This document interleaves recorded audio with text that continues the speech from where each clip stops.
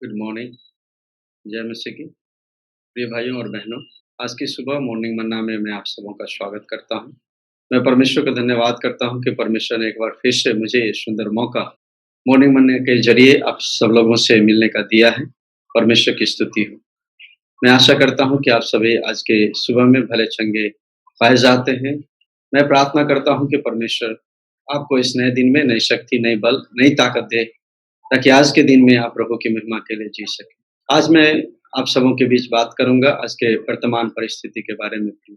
आज की जो वर्तमान परिस्थितियाँ हैं, हम चारों तरफ जब देख रहे हैं प्रियो, अभी पिछले कई महीनों से जो वुहान शहर से कोरोना वायरस चीन से शुरू हुआ, वो सारे देशों में फैलकर, अलग-अलग राज्यों में, देशों में फैलकर अभी तक कितने सारे लोग मारे गए हैं, ये सब हम सब लोग जानते हैं। 3-4 महीना के अंदर लॉकडाउन से लोग परेशान हैं। बहुत सारे लोगों को अपनी नौकरियों से हाथ धोना पड़ा, अपने व्यापार से हाथ धोना पड़ा, उनके व्यापार बैठ गए। बहुत सारे गरीब मज़दूर लोग जगह-जगह पर कितने परेशान हुए हैं। आप सभी लोगों ने इस न्यूज़ को सुना है, देखा है, समझा है और आज चारों तरफ त्राहिमाम मची हुई। केवल कोरोना ही नहीं, पिछले दिनों में प्रियो हमने सुना है साइक्लोन किस रीति से कहर मचाया बंगाल में, उड़ीसा में और कई अलग-अलग देशों में और जगहों में। अगर हम इस साल में, बीते साल को सभी चीज़ों को देखें, तो बहुत सारी प्राकृतिक आपदाएँ जो प्रियो आई हैं, बाढ़ आई है, साइक्लोन आया है और ऐसे-ऐसे भयंकर-भयंकर कार्य हुए, आकाश में चिन्ह और चमत्कार दिखाई दिए हैं। ये सारी चीज़ें प्रियो इतने सारे हो रहे हैं जिसकी हम कल्पना भी प्रियो नहीं कर सकते। कल शाम में मैंने न्यूज़ सुना, जो मुंबई शहर में समुद्र के किनारे एक भयंकर तूफ़ान उठ रही है, जिसके द्वारा बहुत सारे माल-जान और हानि की होने की संभावना है। प्रियो ये सारी चीज़ें आखिर क्यों हो रही हैं? परमेश्वर इन सारी चीज़ों के द्वारा प्रियो क्या कहना चाह रहा है?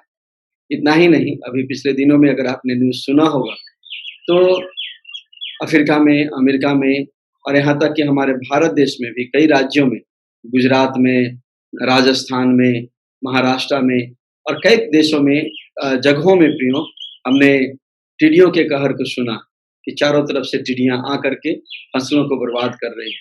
ये टिड्डियों के बारे में आज से 6 महीना पहले भी प्रियो हमने सुना और न्यूज़ में देखा था कि राजस्थान के कई सारे जिलों में कितने सारे फसल को उसने बर्बाद किया और बहुत सारी चीज़ें घटनाएँ हुई। आखिर ये सारी घटनाएँ ये दिनों में क्यों हो रही हैं और इसके द्वारा परमेश्वर लोगों को क्या बताना चाह रहा है? तो प्रियो, अगर हम इन सारी चीज़ों के ऊपर अगर हम मूल्यांकन करें, इसे हम ध्यान से देखें और परमेश्वर के वचन को अगर हम इसमें देखें, तो प्रियो हम इसे समझ पाएँगे कि परमेश्वर इसके द्वारा लोगों को क्या कहना चाह रहा है। प्रियो, ऐसा नहीं है कि ये सारी घटनाएँ केवल आज हो रही है, बल्कि ये सारी घटनाएँ पहले भी हो चुकी। हम बाइबल को जब हम प्रियो खोलते हैं, तो उसमें हम कोरोना महामारी के बारे में प्रियो पढ़ते हैं। कई सारा महामारियाँ बाइबल में भी हम प्रियो पढ़ते हैं। हम निर्गमन की पुस्तक उसके 12वें अध्याय में भी प्रियो हम महामारी के बारे में पढ़ते हैं। उसके बाद निर्गमन की पुस्तक के ही अलग-अलग भागों में भी हम महामारी के बारे में पढ़ते हैं। लेव्य व्यवस्था की पुस्तक में हम महामारी के बारे में पढ़ते हैं। कई जगह पर हम महामारी के बारे में पढ़ते हैं। परमेश्वर ने कई जगह पर अपने लोगों को महामारी के बारे में चेतावनी दिया है और ये सारी चीज़ें हुई। ये जो साइक्लोन हो रहे हैं, इसके बारे में भी प्रियो हम पढ़ते हैं।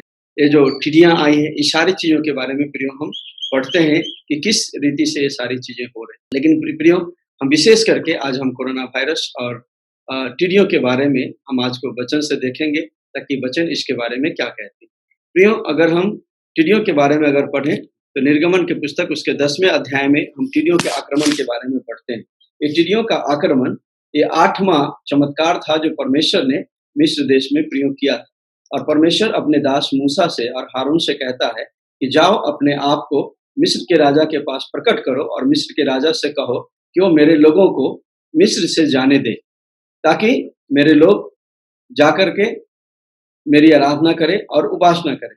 लेकिन जब हारून और मूसा मिस्र के राजा के पास जाते हैं और कहते हैं, यहाँ जैसे वचन में लिखा है 10 का 3 पद में, तब मूसा और हारून ने फिरौन के पास जाकर कहा, इब्रियों का परमेश्वर यहोवा तुझसे इस प्रकार कहता है, तू कब तक मेरे सामने दीन होने से संकोच करता रहेगा?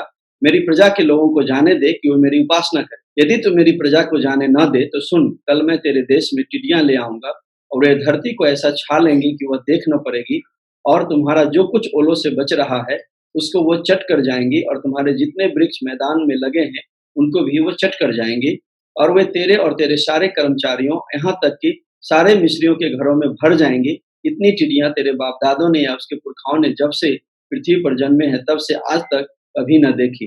तब वह मुड़कर फ़िरौन के पास से बाहर चला गया। तो प्रियो हम यहाँ देखते हैं कि परमेश्वर मिस्र के राजा फ़िरौन को वो चेतावनी दे रहा है। इसके पहले भी परमेश्वर ने विभिन्न प्रकार के कार्य किए हैं। उन्होंने मेढकों को भेजा, अलग-अलग कीड़ों को भेजा, ओलावृष्टि को भेजा और विभिन्न रीति से परमेश्वर ने मिस्रियों को प्रिया नाश किया और वहाँ के राजा को उसने दुःख दिया, ताकि राजा जो है अपने मन को फिराए और परमेश्वर की बात को माने, आज्ञा को माने।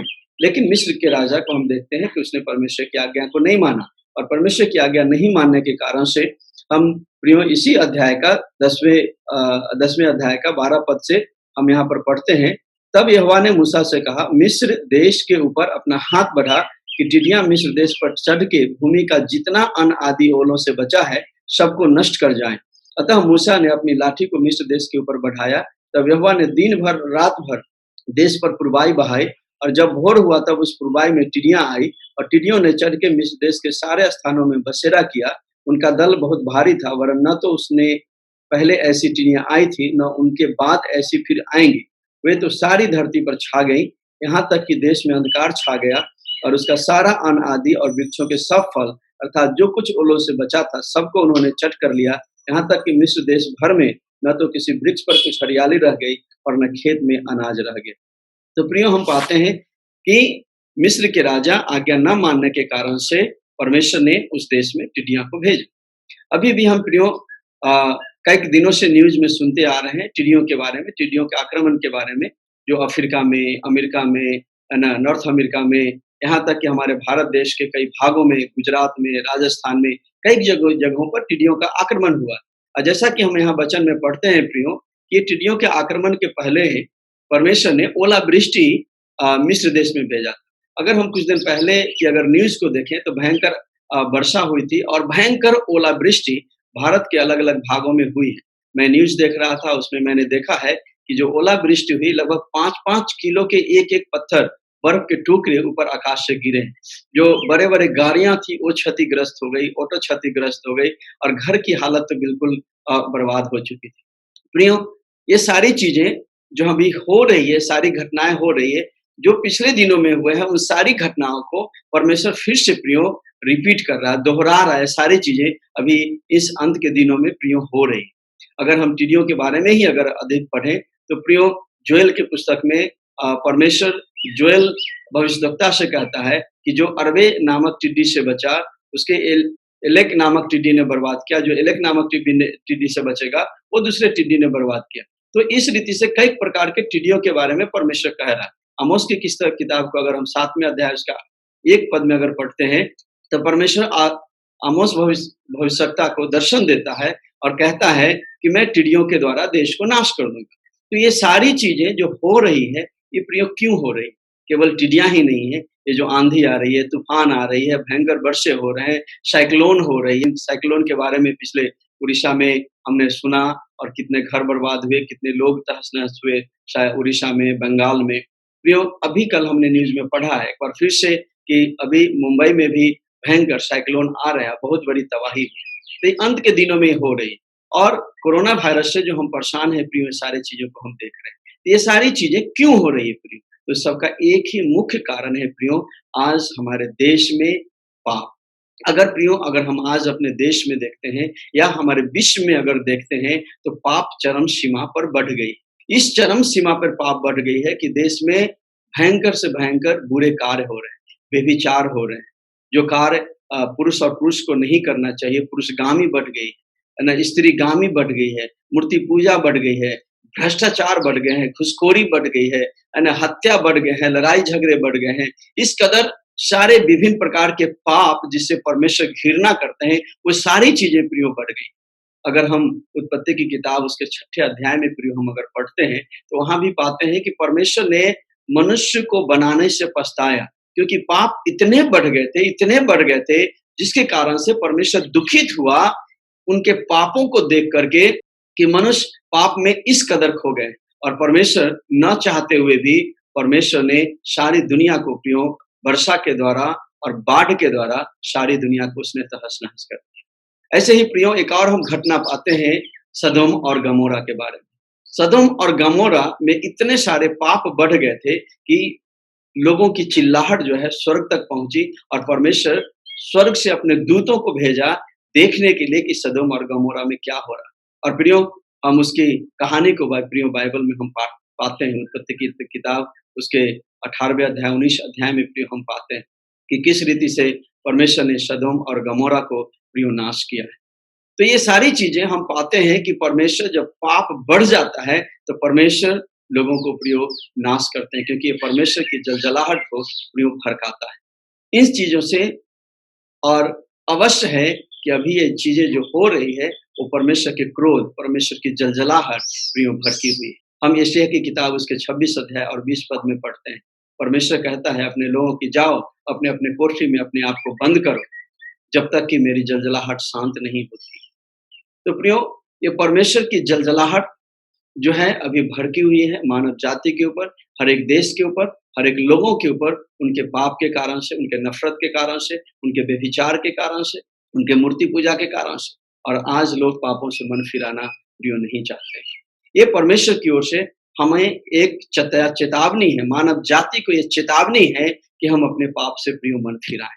अगर हम अपने पाप से मन न फिराएंगे, बहुत सारी विपत्तियां, बहुत सारी आक्रमण, जो प्राकृतिक आपदाएं प्रियो हमारे देश में निश्चय ही हो। ये तो पहला कारण है।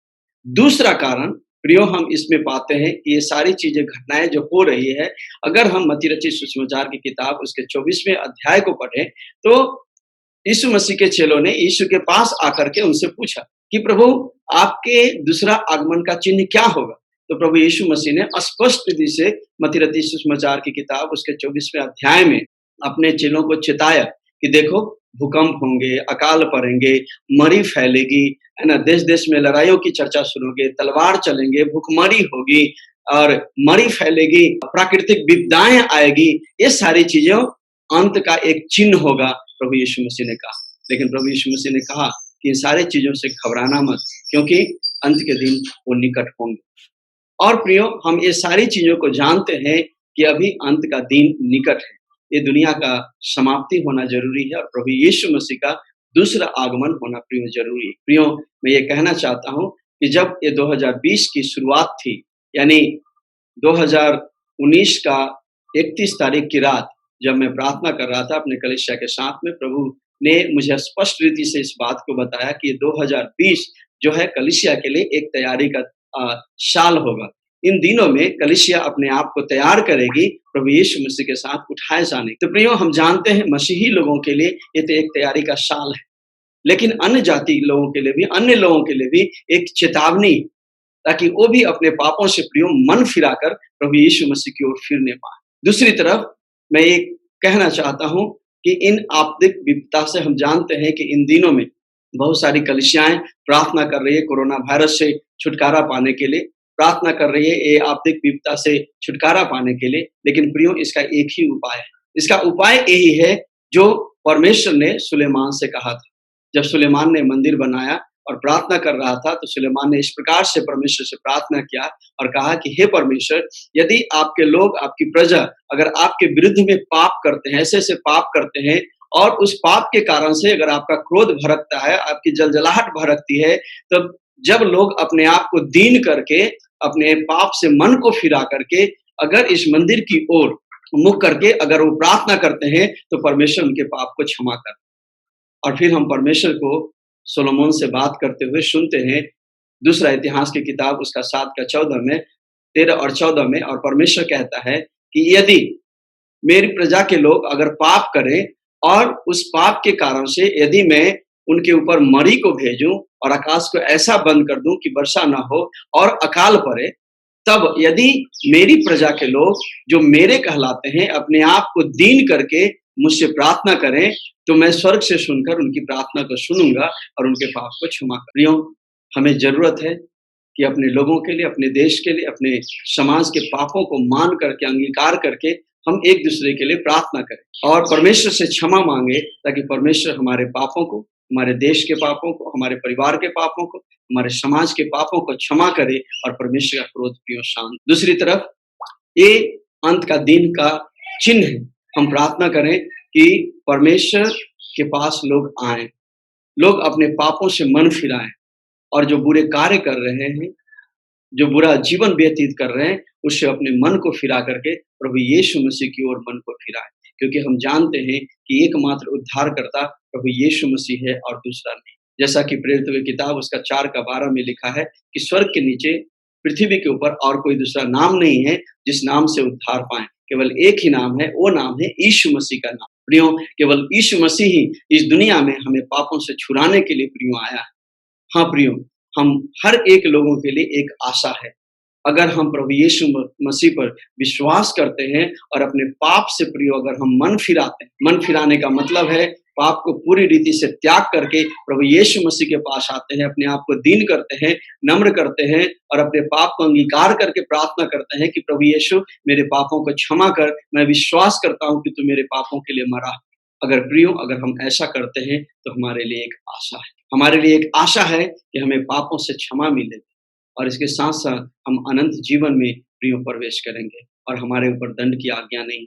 जो दंड पाप के कारण से हमें पड़ना चाहिए, वो दंड प्रभु यीशु मसीह ने स्वयं अपने ऊपर में प्रियो ले लिया है ताकि वो दंड अब हमारे ऊपर न पड़े। क्योंकि बाइबल बताती है स्पष्ट रीति से रोमियो की किताब उसके 6वें अध्याय में उसके 1 पद में कि अब जो मसीह यीशु में है उन पर दंड की आज्ञा नहीं। तो प्रियो, अगर हम मसीह यीशु में हो जाते हैं और उसके आत्मा के अनुसार हम चलने लगते हैं, पापों से मन फिराकर उसके लिए एक पवित्र जीवन हम जीने लगते हैं, तो प्रियो हमारे ऊपर दंड की आज्ञा नहीं होती, क्योंकि यीशु मसीह के द्वारा प्रियो हम बच जाते हैं। इसलिए आज की सुबह मैं आप सबों को उत्साहित करना चाहता हूँ कि प्रियो अपने पापों से मन फिराइए। अगर अभी भी किसी बुराई में आप पड़े हुए हैं, पाप में पड़े हुए हैं, तो उससे आप मन फिराइए और अपने आप को प्रभु यीशु मसीह को सौंप दीजिए और निर्णय लीजिए कि पाप से अलग प्रभु यीशु मसीह के लिए एक पवित्रता का जीवन जिएंगे।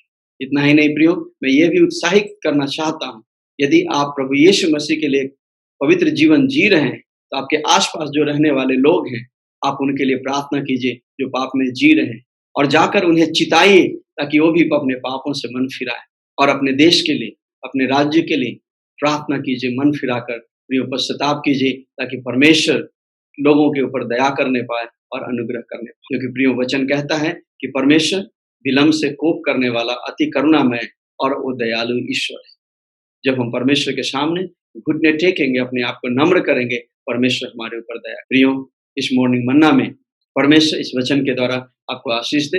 आइए हम प्रार्थना करें। परमेश्वर पिता, मैं धन्यवाद देता हूँ आज के इस मॉर्निंग मन्ना के लिए। आज की परिस्थितियों के बारे में आपने एक बार फिर से हम सबों का स्मरण दिलाया है और आपके वचन से देखने के लिए हमें सहायता किया है, मदद किया है कि आज की जो परिस्थितियां हैं आखिर क्यों हैं। मैं आपका धन्यवाद करता हूँ। परमेश्वर पिता, हमारी सहायता कीजिए कि हम पापों से पूरी रीति से मन फिराकर हम आपके लिए एक पवित्र जीवन जीने पाएं। जो हमारे आसपास में पड़ोसी लोग हैं उन्हें भी हम चिताने पाएं, उन्हें भी आपके बारे में हम बताने पाएं। अपने देश के लिए हम गिड़गिड़ाने पाएं, अपने लोगों के लिए रोने पाएं, गिड़गिड़ाने पाएं और प्रार्थना करने पाएं ताकि एक भी आत्मा नष्ट ना होने पाए। क्योंकि हम जानते हैं केवल यीशु मसीह ही एकमात्र उद्धार करता है जो हमारे पापों के लिए बलिदान हुआ है। पिता परमेश्वर, हम प्रार्थना करते हैं हमारे देश पर दया कर, हमारे राज्य पर दया कर, हमारे लोगों के ऊपर दया कर। हाँ प्रभु, हमने तेरे क्रोध को भड़काया है। हाँ प्रभु, हमने प्रभु जी अपने पापों के द्वारा प्रभु जी आपको दुख दिया है। हमें क्षमा कीजिए और हम पर दया कीजिए, हमारे देश पर दया कीजिए। आज जो परिस्थितियां हैं देश के, इसको बदल दीजिए परमेश्वर, क्योंकि आप ही बदल सकते हैं। हम धन्यवाद करते हैं परमेश्वर, हमारी प्रार्थना को सुना। यीशु मसीह के नाम से इस प्रार्थना को मानते हैं, आमीन। प्रियो, अगर इस वचन के द्वारा आप आशीषित हुए हैं तो मैं आपसे निवेदन करूंगा कि जरूर इस वचन को आप दूसरे लोगों तक भी पहुंचाएं, उन्हें भी बताएं ताकि वो भी परमेश्वर के आशीष को प्राप्त कर लें। सबको जय मसीह। परमेश्वर आशीष दे आप सब।